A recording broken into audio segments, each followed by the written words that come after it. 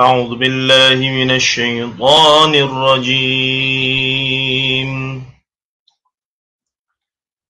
بسم الله الرحمن الرحيم. ولكل وجهة هو موليها فاستبقوا الخيرات أينما تكونوا يأت بكم الله جميعا إن الله على كل شيء قدير. ومن حيث خرجت فول وجهك شطر المسجد الحرام وإنه للحق من ربك وما الله بغافل عما تعملون. ومن حيث خرجت فول وجهك شطر المسجد الحرام وحيث ما كنتم فولوا وجوهكم شطره لئلا يكون للناس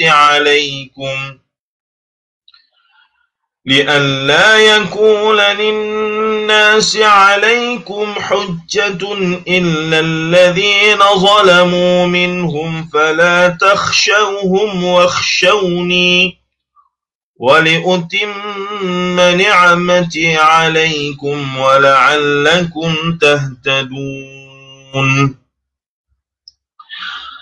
كما أرسلنا فيكم رسولا منكم يتلو عليكم آياتنا ويزكيكم ويعلمكم الكتاب والحكمة ويعلمكم ما لم تكونوا تعلمون فاذكروني أذكركم واشكروا لي ولا تكفرون. صدق الله العظيم. بسم الله الرحمن الرحيم. السلام عليكم ورحمة الله تعالى وبركاته. إن الحمد لله نحمده ونستعينه ونستغفره ونعوذ بالله من شرور أنفسنا ومن سيئات أعمالنا من يهده الله فلا مضل له ومن يضلله فلا هادي له. أشهد أن لا إله إلا الله وأشهد أن محمدا عبده ورسوله. اللهم صل وسلم وبارك على محمد وعلى آله وصحبه ومن تبعهم بإحسان إلى يوم الدين. أما بعد فإن أصدق الحديث كتاب الله وخير الهدي هدي محمد صلى الله عليه وسلم وشر الأمور محدثاتها وكل محدثة بدعة وكل بدعة ضلالة وكل ضلالة في النار أو كما قال النبي صلى الله عليه وسلم لا نبي بعده.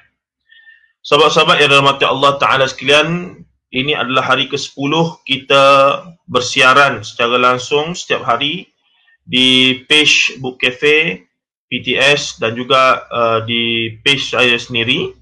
Dan kita sekadar mengulas bab-bab daripada kitab Riyadhus Shalihin min Kalami Sayyidil Mursalin karangan Imam Agung dalam mazhab kita, Al-Imam Abu Zakaria Yahya bin Sharaf An-Nawawi rahimahullahu ta'ala, yang meninggal pada tahun 676 Hijriyah. Kitab Riyadhus Shalihin min Kalami Sayyidil Mursalin bermaksud taman orang-orang saleh min Kalami Sayyidil Mursalin yang terhasil daripada kalam Sayyidil Mursalin, penghulu bagi setiap Rasul, iaitu Nabi Muhammad sallallahu alaihi wasallam. Kata-kata hadis-hadis Nabi digambarkan oleh Imam Nawawi bagaikan taman yang penuh dengan buah-buahan yang ranum, yang manis, yang enak, yang mana bila kita masuk ke dalam kitab ataupun ke dalam kitab yang menghimpunkan kata-kata Nabi SAW, seolah-olah kita masuk ke dalam satu taman yang penuh dengan keindahan, penuh dengan bunga-bungaan, penuh dengan segala kebaikan dan seumpamanya. Allahu Akbar, begitu hebat. Nama kitab pun sudah hebat, apatah lagi isinya yang berasal daripada kalam ataupun kata-kata Nabi Muhammad sallallahu alaihi wasallam yang semuanya adalah yang disebutkan sebagai wa ma yantiqu 'anil hawa in huwa illa wahyu yuha, yang pada hakikatnya adalah wahyu daripada Allah Azza wa Jalla semata-mata, namun diungkapkan melalui perkataan dan perbuatan dan takrir oleh Rasulullah sallallahu alaihi wasallam. Tuan-tuan dan puan, ayat yang saya bacakan tadi adalah daripada suratul Baqarah ayat 148 sehingga ayat 152. Kerana Al-Imam Nawawi rahimahullahu ta'ala dalam bab yang ke-10 ini telah memetik 2 ayat sahaja sebagai muqaddimah perbincangan bab tersebut. Al-Imam Nawawi rahimahullah dalam bab fastabiqul khairat ini, iaitu berlomba ataupun segera melakukan kebaikan, perkara baik ini telah mendatangkan hanya 2 ayat sahaja. Yang pertama suratul Baqarah ayat 148 yang kita bacakan tadi, yang berbunyi walikullin wajhatun huwa muwalliha fastabiqul khairat aynama takunu ya'ti bikumullahu jami'a innallaha ala kulli syai'in qadir. Fastabiqul khairat, berlomba-lomba membuat kebaikan ataupun segera melakukan kebaikan itu. Baik, kemudiannya Al-Imam Nawawi rahimahullahu ta'ala mendatangkan sepotong lagi ayat daripada surah Ali Imran ayat 133 yang bermaksud, dan segeralah kamu kepada keampunan daripada Tuhan kamu dan syurga yang luas seluas langit dan bumi yang disediakan untuk orang yang bertakwa. Itu adalah gesaan ayat daripada Allah Ta'ala sendiri untuk kita segera berlomba-lomba bertaubat. Meskipun sebanyak mana dosa kita, sekerap mana kita membuat dosa, namun taubat juga mesti dilakukan seikhlas dan sebaik mungkin dan secepat mungkin. Allahu Akbar. Maha suci Allah Ta'ala yang menyediakan ataupun menguji kita untuk melihat kita itu ahsanu liyabluwakum ayyukum ahsanu amala, untuk melihat kamu siapakah yang lebih baik amalannya. Tuan-tuan dan puan rahimahullahu ta'ala, ayolah kita tengok apa yang dibincangkan oleh Al-Imam ataupun Profesor Dr. Hamka Haji Abdul Malik Karim Amrullah apabila Hamka menafsirkan ayat 148 tadi. Barangkali ada satu ulasan yang menarik berkaitan dengan fastabiqul khairat. Cuba kita tengok bagaimana. Ayat ini berkaitan dengan kiblat, peristiwa pengalihan kiblat, ya. Panjanglah cerita dia ni. Kalau kita ambil separuh, kadang-kadang kita tak faham konteks keseluruhan di sebalik ayat tersebut. Jadi lebih kurangnya ayat ini berkaitan dengan peristiwa pengalihan kiblat daripada Baitul Maqdis ke Baitullahil Haram di Makkahil Mukarramah. Rasulullah SAW selepas berhijrah ke Madinah masih bersolat pada awalnya menghadap ke arah Masjidil Aqsa, tapi Rasulullah SAW kelihatan sering memandang ke arah Masjidil Haram lah, kampung dia itu. Dan di sanalah Allah Azza wa Jal yang sangat memahami, of course Allah Azza wa Jal mengetahui isi hati Nabi SAW, kemudian menurunkan ayat untuk membenarkan mengalihkan kiblat daripada Masjidil Aqsa ke Masjidil Haram. Cuma kita tengoklah ayatnya apa katanya. Walikullin wajhatun huwa muwalliha, dan bagi tiap-tiap itu ada tujuan yang dia hadapi. Ayat 148. Ayat ini adalah yang lanjutan dari keterangan tentang masing-masing golongan yang mempertahankan kiblatnya tadi. Sambungan ayat sebelumnya lah, gugusan sebelumnya. Al-Aufi meriwayatkan daripada Ibn Abbas mengenai tafsir ini, kata Buya Hamka, iaitu bahawa bagi tiap-tiap pemeluk suatu agama ada kiblatnya yang tersendiri. Bahkan tiap-tiap kabilah pun mempunyai tujuan dan arah sendiri, mana yang dia sukai. Namun bagi orang beriman, tujuan atau kiblatnya hanya satu, iaitu mendapat redha Allah. Oh, ini very powerful punya statement, ya. Matlamat orang beriman pada hakikatnya satu sahaja, iaitu nak dapatkan redha Allah. Kerana mereka tahu dengan redha Allah lah mereka akan dapat ke syurga. Yang kita sebutkan semalam itu, saya lupa hadisnya, la yadkhulu ahadukumul jannah bi'amalihi. Hadisnya berbunyi begitu. Tidak masuk syurga seseorang daripada kamu melainkan dengan amal soleh dia sendiri. La yadkhulul jannah, la yadkhulu ahadukumul jannah bi'amalihi. Para sahabat bertanya, wala anta ya Rasulullah? Qalu, wala anta ya Rasulullah? Para sahabat bertanya, kamu pun tidak wahai Rasulullah? Maksudnya, para sahabat tanya Rasulullah, kamu pun tidak masuk syurga kerana amal soleh kamu ya Rasulullah? Rasulullah kata, wala ana. Qal, wala ana. Aku pun tidak. Yakni Rasulullah kata, dia pun tidak masuk syurga kerana amal soleh dia. Tuan-tuan, Bayangkan kalaulah Rasulullah, manusia yang maksum, yang paling kuat ibadahnya, solatnya sampai bengkak kaki setiap malam, tahajudnya diwajibkan atas dirinya, dan puasanya puasa yang paling sempurna, iman yang paling sempurna pun Rasulullah kata, aku pun tidak masuk syurga kerana amal soleh aku. Maka agak-agak kita berada di mana? Ini satu statement yang cukup menggusarkan para sahabat dan juga kita lah. Bila Rasulullah kata, wala ana, aku pun tidak masuk syurga kerana amal soleh aku sendiri. Illa, kata Rasulullah, an yataghammadani Allahu bi rahmatin wa fadlih. Malaikat aku hanya dapat masuk syurga itu bi rahmatin wa fadlih, illa an yataghammadani Allahu bi rahmatin wa fadlih. Hanya kerana masuk syurga itu atas apa dia? Rahmat Allah dan kelebihan yang Allah Ta'ala berikan. Yakni di sini kita sudah bincang semalam bahawa pada hakikatnya prinsip asas untuk masuk syurga mesti hanya dengan redha Allah. Maka sebab itulah kaum muslimin, kaum mukminin yang memahami akan hakikat ini, mereka nak satu benda saja hidup mereka ini, iaitu redha Allah, tiada lain daripada itu. Tetapi para ulama bincang macam mana untuk mendapatkan redha Allah itu. Makanya mendapatkan redha Allah itu salah satu jalannya adalah dengan apa redha Allah, rahmat Allah ni? Belah kasihan, kesia belas Allah Ta'ala pada kita. Makanya untuk mendapatkan belas kasihan rahmat Allah itu, maka disebutkan dalam banyak ayat Quran bahawa kita akan masuk syurga dengan amal saleh. Maka untuk mendapatkan rahmat Allah itu dengan kita beramal saleh. Tuan-tuan dan puan rahimahullah ta'ala. Kata Buya Hamka lagi, Abu Aliyah menjelaskan pula tafsir ayat ini demikian. Orang Yahudi mempunyai arah yang ditujuinya, orang Nasrani pun mempunyai arah yang ditujuinya. Akan tetapi kamu, wahai umat muslimin, telah ditunjukkan Allah kepadamu kiblatmu yang sebenar. Mana? Masjidil Haram, Baitillahil Haram. Nabi Ibrahim di zaman dahulu berkiblat ke Masjidil Haram. Umat Yahudi berkiblat ke Baitul Maqdis. Umat Nasrani berkiblat ke sebelah timur. Dan nabi-nabi yang lain pun tentu ada pula kiblat mereka menurut zamannya masing-masing. Dan engkau, wahai utusanku, dan kamu, wahai pengikut utusanku, yakni kita semua, kamu mempunyai kiblat. Meski demikian, kiblat bukanlah pokok sebagaimana dalam ayat-ayat di atas telah diterangkan. Bagi Allah, timur dan barat adalah sama. Fasamma wajhullah, maka hadaplah wajah kamu kepada Allah. Sebab itulah antara kaedah kalau kita belajar fiqh, antara syarat antara rukunnya mesti menghadap kiblat lah. Berdiri tegak dan menghadap kiblat, dada menghadap kiblat. Dalam mazhab Syafi'i, beralih dada, tangan, kepala, siku gerak tak apa.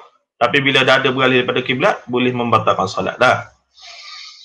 Tetapi di sana, mereka yang sesat dalam hutan, berada di tengah laut, berada di tempat-tempat yang tidak dapat dipastikan di manakah arah kiblat mereka itu.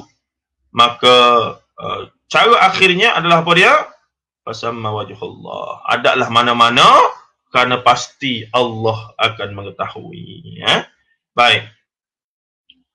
Meski demikian, kiblat bukanlah pokok sebagaimana dalam ayat-ayat di atas telah diterangkan. Bagi Allah, timur dan barat adalah sama. Sebab itu kiblat berubah kerana perubahan Nabi.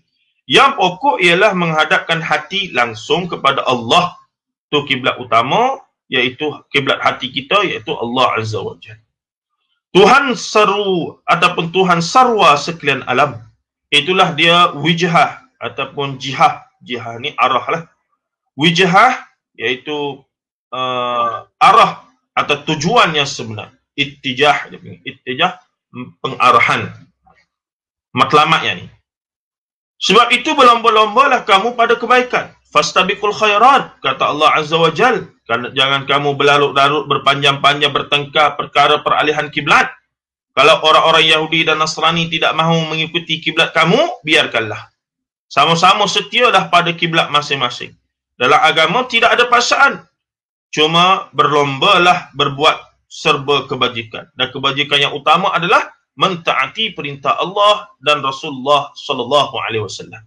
dan menjauhi larangan kedua-duanya. Itulah kebajikan ataupun kebaikan yang paling agung dalam Islam. Dalam agama, kemudian katanya lagi apa dia? Cuma berlombalah membuat sebuah kebajikan, sama-sama beramal dan membuat jasa di dalam peri kehidupan ini. Di mana saja kamu berada, nescaya akan dikumpulkan Allah kamu sekalian. Katanya lagi apa dia tu? Aina matakunu ya'ti bikumullahu jami'ah. Ya bermaksud pada di mana saja kamu berada, nescaya akan dikumpulkan Allah kamu sekalian. Baik pun kamu dalam Yahudi, dalam Nasrani, dalam Syabi'in, dan dalam iman kepada Muhammad sallallahu alaihi wasallam. Berlombalah kamu berbuat berbagai kebajikan dalam dunia ini, meskipun kiblat tempat kamu menghadap dalam sembahyang berlain-lain.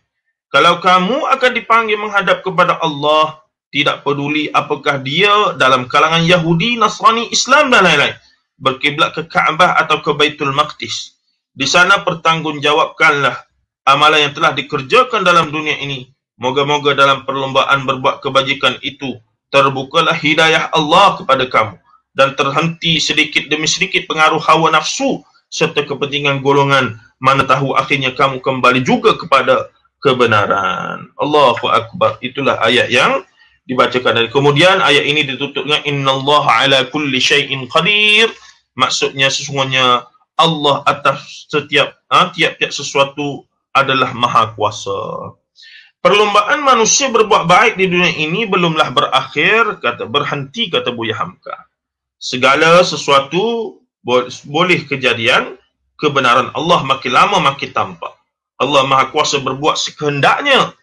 Ayat ini adalah seruan serata, seruan damai dari lembah wahyu ke dalam masyarakat manusia pelbagai agama.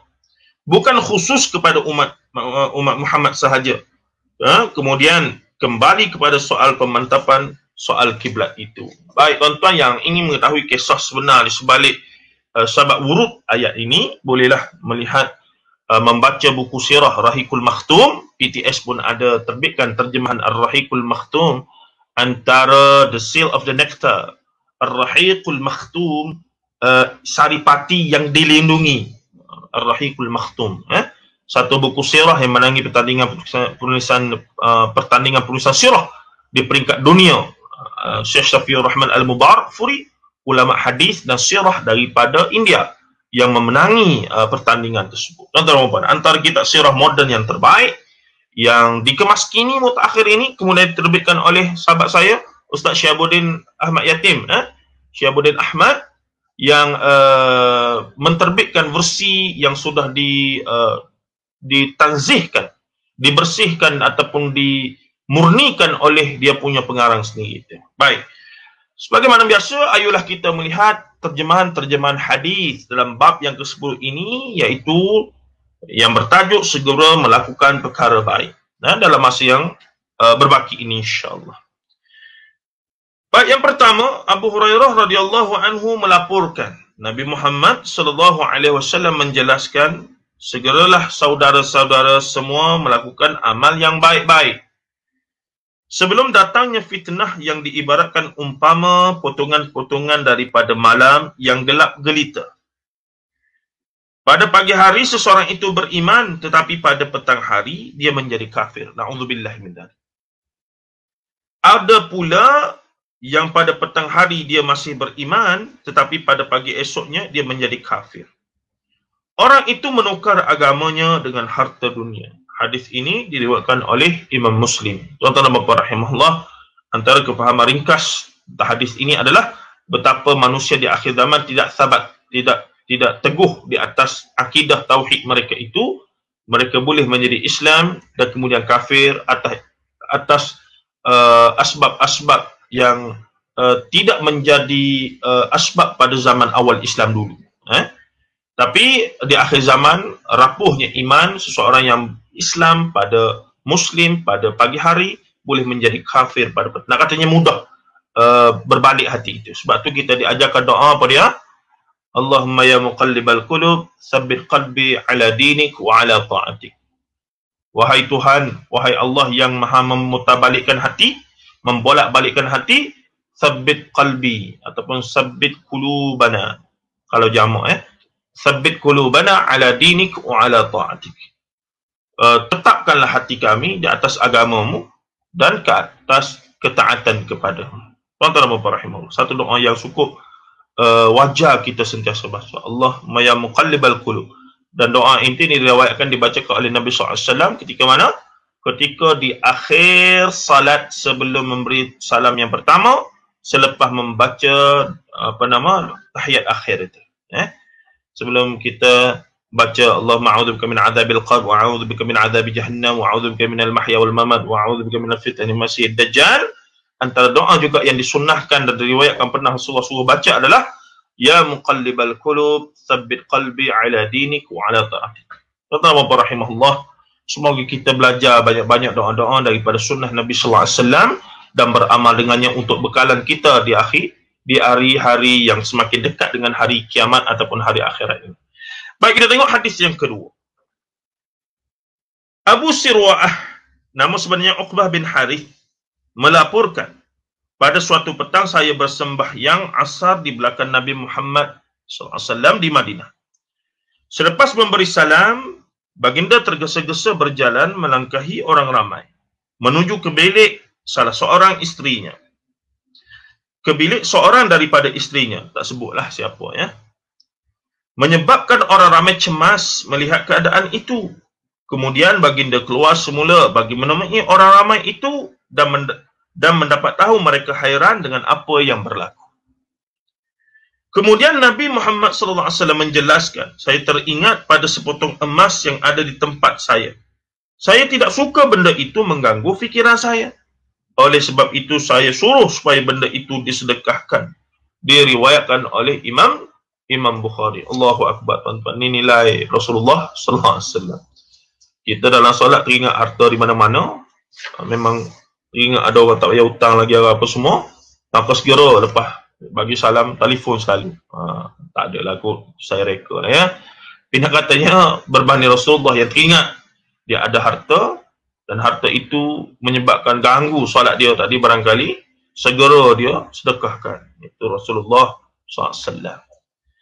Dalam laporan lain, Rasulullah SAW menjelaskan, saya menyimpan sepotong emas bayaran zakat di rumah saya. Saya tidak suka sekiranya saya tidur malam ini dalam keadaan saya masih menyimpannya. Hadis yang ketiga. Jabir, yakni Jabir bin Abdullah Al-Ansari radhiyallahu anhu melaporkan, semasa perang Uhud, seorang lelaki bertanya kepada Nabi Muhammad sallallahu alaihi wasallam, pada pendapat Tuan, seandainya saya terbunuh, di manakah tempat saya? Dan tidak disebut siapakah yang bertanya ini. Jabir yang riwayatkan. Dijawab oleh Nabi Muhammad sallallahu alaihi wasallam, fil jannah, yakni di dalam syurga. Lelaki itu terus melemparkan beberapa biji buah kurma yang ada di tangannya dan pergi berperang sehingga akhirnya dia terbunuh. Direkodkan oleh Imam Bukhari dan Imam Muslim. Hadis ni sebenarnya kita pernah baca dalam satu buku kecil memang betul. Sahabat ni nama apa dia lah tanya. Masa tu bulan puasa Jadi bulan puasa ke bukan bulan puasa, tapi tengah berhadapan dengan musuh. Bila berhadapan dengan musuh itu, dia sempat tanya Rasulullah tentang perkara ni lah. Dia kata, kalau saya mati, saya duduk di mana? Maka Rasulullah kata, fil jannah. Maka dia ni sebenarnya ada beberapa tamar. Dia sedang keluarkan tamar daripada bekah dia lah, macam uncang dia untuk nak dapatkan tenaga nak berperang ni. Nah, bila dia dengar Rasulullah kata dia duduk dalam syurga, dia pun lempar tamar tersebut. Nak katanya apa dia? Bila aku ada jaminan syurga daripada Rasulullah, tak ada guna, bukan tak ada guna, maksudnya kecil sangatlah bakal tamar. Tak ada benda lain yang lebih penting melainkan untuk mencapai apa yang disabdakan oleh Rasulullah sallallahu alaihi wasallam. Kita hari ni boleh ke macam tu, tuan-tuan? Tak boleh, sebab Rasulullah sudah tiada. Tok guru kita kata, awak ni kalau mati confirm syurga, tak boleh pakai, tuan-tuan. Kita maaf. Tok guru, kau profesor, kau tok syekh, kau tok wali, kau tok apa ke, kalau dia kata awak ni kalau mati confirm syurga, kita boleh percaya ke? Tak boleh percaya. Dalam situasi macam tadi lah. Contohnya dia suruh kita buat sesuatu yang membahayakan nyawa kita, maka kita kata, Tok Guru, kalau saya mati ni, agak-agak saya duduk di mana? Masuk syurga ke? Oi, memang syurga lah kamu ni. Kita pun pergi mati. Wallahu alam. Kalau yang disuruh tu maksiat, tidak ada, maksudnya kita tak tahu hakikatnya. Rasulullah, kenapa Rasulullah berani sebut orang ni syurga? Rasulullah adalah wa ma yantiqu 'anil hawa in huwa illa wahyun yuha. Jadi kalau Rasulullah ada hari ni, dan kita boleh tanya, kita ni boleh tanya WhatsApp ke, email ke, Facebook, FB live macam ni ke, kita tanya, ya Rasulullah, saya ni nak buat sekian. Kalau saya mati, syurga ke neraka? Rasul kata syurga. Selesai masalah. Masalah sekarang, Rasulullah sudah wafat. Dan tidak ada orang lain yang boleh menggantikan Rasulullah sallallahu alaihi wasallam. Sebagaimana bila setengah sahabat-sahabat kita menyatakan, para sahabat bertabarruk dengan Rasulullah sallallahu alaihi wasallam. Minum darah Rasulullah, minum air kencing Rasulullah, ambil peluh Rasulullah. Tuan-tuan, kalau yang dibincangkan itu Rasulullah per se, Rasulullah secara fizikalnya, bahkan kalau kita hidup zaman Rasulullah, insya-Allah kita termasuk sahabat yang melakukan perkara tersebut. Kerana memuliakan Nabi Muhammad sallallahu alaihi wasallam, Rasul yang diangkat daripada manusia biasa yang diangkat menjadi manusia istimewa oleh Rasulullah Allah Azza wa Jalla itu. Akan tetapi bila mereka buat hari ni, dia buat hari ni, tabarruk dengan Tok Guru dia punya tu apa semua, tabarruk dengan orang ni, orang tu, orang ni, dengan mengkiaskan sahabat-sahabat dulu pun buat benda yang sama pada Rasulullah. Mana boleh tuan-tuan? Tak boleh. Tok Guru kita, Tok Syekh kita, Profesor kita, bukannya Rasulullah. Macam ada orang ni, bila kita kata haram, dalam apa perspektif pun, hampir ijma' ataupun jumhur para ulama mengharamkan untuk menggunakan khidmat jin untuk apa pun tujuan. Walaupun baik, walaupun tidak baik, apatah lagi. Maka ada hamba Allah, orang Melayu, dia minat jin. Maka ada hamba Allah yang berhujah, dia kata, tu Nabi Sulaiman alaihissalam dulu, ni pernah berlakulah dalam kuliah saya di masjid. Jadi ada hamba Allah ni, dia mari dia kata, Ustaz kata tadi tak boleh. Tapi saya pergi jumpa bomoh apa semua tu, memang dia mengaku dia guna khidmat jin. Saya pun rasa tak ada masalah. Sebab jin ni ada jin Islam, ada jin ke Islam. Yang kita guna ni jin Islam. Soalan saya pertama, kita benar-benar pasti ke dia tu jin Islam? Dah lah kita tak boleh tengok dia. Paling tinggi pun boleh dengar suara ataupun ada isyarat berinteraksi dia masuk pada orang. Kau begitulah. Tah dia penipu, dia ni dajjal, bukan dajjal lah. Dia ni jin ifrit ke mana-mana kok jahat-jahat tu. Mari mengaku jadi Islam. Mana kita tahu? Satu. Yang kedua, bila kita mengkiaskan bahawasanya boleh kita guna khidmat jin kerana apa? Kerana Nabi Sulaiman dulu menghadamkan jin. Maka ada Tok Bomo, Tok Pawan, Tok Dukun apa semua ni menghadamkan jin juga, termasuk ustaz-ustaz ataupun uskun, ustaz dukun ini. Tuan-tuan Bapak rahimahullah, kita katakan, adakah kamu nak kata diri kamu ni sama level dengan Nabi Sulaiman alaihissalam? Yang Rasulullah sallallahu alaihi wasallam pun malu dengan Nabi Sulaiman, dan kerana menghormati Nabi Sulaiman, Rasulullah pernah melepaskan jin ifrit yang Rasulullah sudah tambat di tiang Masjidin Nabawi itu. Dalam satu hadis yang sahih, boleh baca buku Ustaz Abdullah Bukhari Al-Hafiz yang banyak menceritakan benda-benda pelik yang gaib ajaib, tapi daripada nas yang sahih begitu. Sebab tu kita kata jahilnya kita tentang perkara gaib kerana kita tidak mulim sungguh faham tentang alam gaib melalui Al-Quran dan Sunnah Nabi SAW. Kita tak kenal jin melalui Al-Quran dan Sunnah. Kita tak kenal iblis melalui Al-Quran dan Sunnah. Kita tak kenal malaikat melalui Al-Quran dan Sunnah. Ini masalah utama umat Melayu. Tuan-tuan Bapak rahimahullah ta'ala. Itulah apa saja bentuk beberapa khususiat kepada Rasulullah sallallahu alaihi wasallam. Tidaklah boleh kita tarik dia dan kiaskan dengan zaman kita ini. Sehingga berlakunya penyelewengan yang sangat melampau. Tuan-tuan Bapak rahimahullah ta'ala. Baik, kita pergi lagi satu hadis yang terakhir, insya-Allah.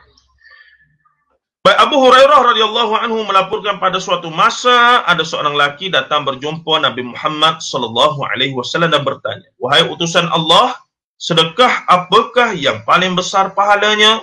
Dijawab oleh Nabi Muhammad sallallahu alaihi wasallam, apabila saudara bersedekah sedangkan saudara masih sihat, ketika itu juga saudara berasa kedekut dan takut miskin serta berangan-angan hendak kaya. Janganlah saudara menunda-nunda sedekah hingga apabila nyawa sudah sampai ke kerongkong, barulah saudara berkata, untuk orang itu yang ini, untuk orang ini yang itu, sedang orang yang dimaksudkan itu sudah mempunyai apa yang saudara berikan. Direkodkan oleh Imam Al-Bukhari dan Imam Muslim. Yakni nak katanya sedekah yang paling afdal adalah memberi ketika mana kita pun cukup-cukup, tapi kena realistik mizan dia. Ustaz bernama Fawaz Fadil mempopularkan gagasan Profesor Dr. Ali Qaradari, iaitu Fiqhul Mizan. Memanglah sedekah ni dalam keadaan tadi sebagaimana hadis ni, memberi ketika kita pun tak berapa cukup tapi kita beri, itulah sedekah yang paling tinggi nilai dia. Tapi dalam arti kata mesti mengambil kira Fiqhul Mizan dia macam mana. Kalaulah kita ada RM10, tidak, bahkan boleh jadi tak kena dengan matlamat syarak jika kita sedekahkan juga RM10. Yang terbaik dalam keadaan itu, bila kita ada RM10, maka memberi ketika mana kita pun RM10 ni, kita ada RM10. Palinglah dah ni. Gaji esok dah masuk pukul 12 malam ni contoh. Ni 10, lagi minus kejap lagi RM10. Tiba-tiba tengah jalan jumpa orang susah, orang perlukan apa. Nah, kita ada RM10. Maka adakah kita bagi RM10 tu? Ada kita bagi RM10 tu? Tindakan itu, wallahu alam, bagi setengah orang dia kata ini level wali lah. Maksudnya begini. Tapi dalam perkiraan yang lebih realistik, tidak masih lagi dalam konteks memberi, tapi dalam masa yang sama masih lagi berikhtiar untuk maksudnya tidak menjerumuskan kita kepada kelembah kebinasaan. Yakni adalah kita bagi separuh. Ginilah kita kata dah, saya ada RM10 sekarang, nak bagi semua tak boleh. Kita bagi dua, ambil RM5 pada awak, saya ambil RM5, saya nak makan, apa semua tak makan lagi ni. Nah, saya pun RM10 ni dah lah ni. Pada kita dari sudut pertimbangannya, mizannya itulah yang terbaik. Bukannya bagi semua. Tak apalah saya lapar, saya pula kena meminta sedekah, saya pula kena merayu-rayu pada orang lain asalkan awak dapat RM10. Tidak begitu, tuan-tuan. Itu menariklah perspektif yang diberikan oleh Ustaz Fawaz Fadil untuk mengimbangkan dalam Fiqhul Mizan, dibincangkan perkara-perkara berikutlah. Tuan-tuan Bapak rahimahullah, dah spesial RM5. Kalau kita kata tak apa, gini, saya bagi awak RM6, saya ambil RM4 pun okey. Adapun kita kata, saya setakat ni boleh bagi pada awak RM3. RM7 lagi saya kena dapat sebab saya ada keperluan sekarang. Tapi at least nak katanya bagi masa kita, tu. Dan tidak benarlah kalau katalah keadaan tadi, kita bagi semua RM10. Lepas tu kita duduk relax. Macam mana? Lapar ni. Kita pula kena mengemih, kena meminta-minta. Sedangkan Rasulullah SAW menyebutkan al-yadul ulya khairun min yadis sufla. Tangan di atas lebih baik daripada tangan di bawah. Tuan-tuan Bapak rahimahullah. Sekian saja insya-Allah perkongsian kita pada malam ini. Saya nampak Ustaz Zulkhairi sudah datang tu, jadi maksudnya sudah sampailah masa saya untuk berunduk ya. Akhuna al-Ustaz Imam Muda Afirul Hizal pun ada ni, insya-Allah. Jazakumullah khairan katsira. InsyaAllah kita jumpa lagi sikit masa lagi. Wassallallahu alaihi wasallam Muhammad wa ala alihi wa sahbihi ajma'in. Sallallahu alaihi wasallam Muhammad wa ala alihi wa sahbihi ajma'in. Walhamdulillah rabbil alamin. Assalamualaikum warahmatullahi taala wabarakatuh.